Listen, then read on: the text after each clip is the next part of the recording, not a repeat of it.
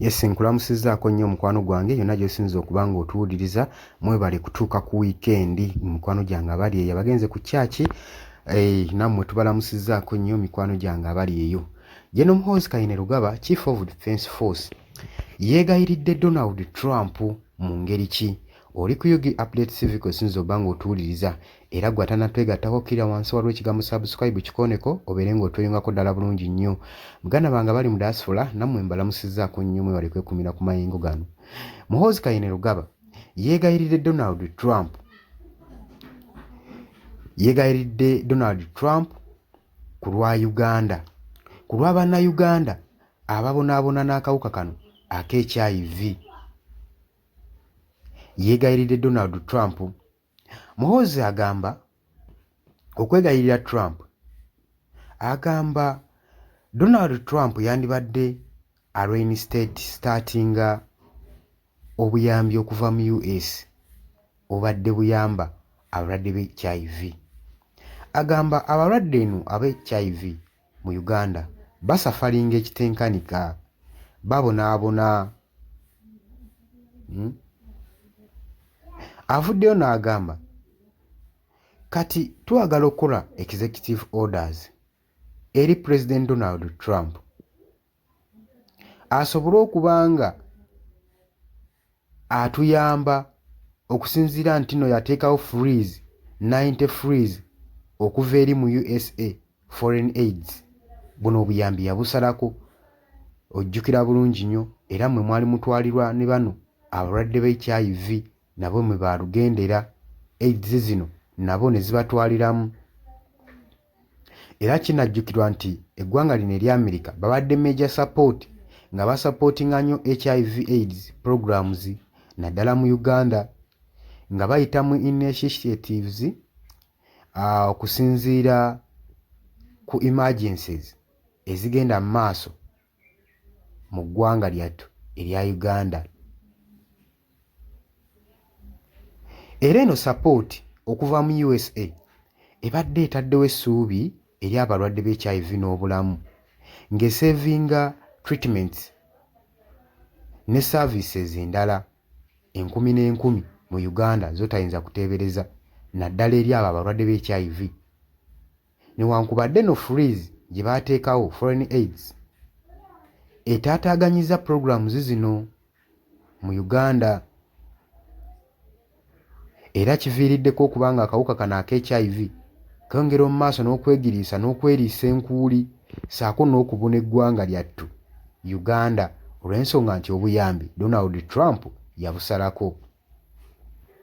Muhoozi okwegayirira President Donald Trump kiraze critical role eri eggwanga erya US naddala obuyambi bwayo nti buzannya ekifo ky'amaanyi nnyo wano mu Uganda naddala eri abalwadde ba HIV saako ne epidemic diseases wano mu ggwanga lyattu.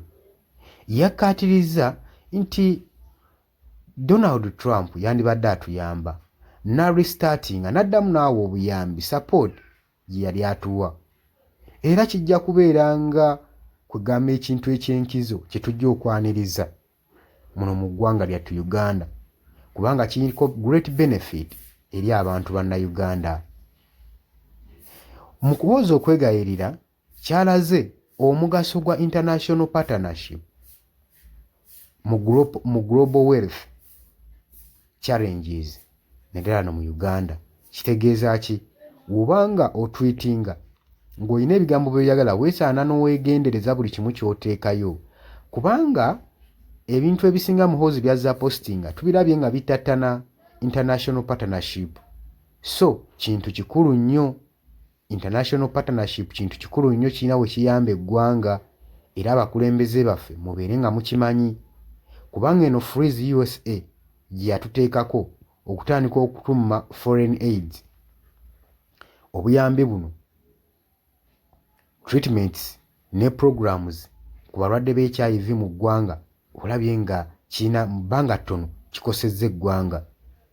Health facilities za reportinga nga bwe zifunye okutaataaganyizibwa mu kusupplyinga essential medicine saako ne services era ekitadde obulamu bw'abantu naddala bano abalwadde ba HIV positive ku risiki.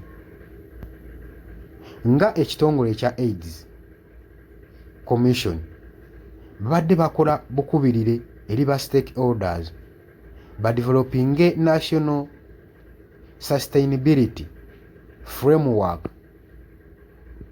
basobole okuba nga bafuna engeri gye bamaintainingamu effect eno eyabateerebwako ey'okufiriizinga AIDS naddala obuyambi buno obw'abalwadde ba HIV mu ggwanga lyattu Uganda. Kaakati nno kuno okwegayirira kwa Trump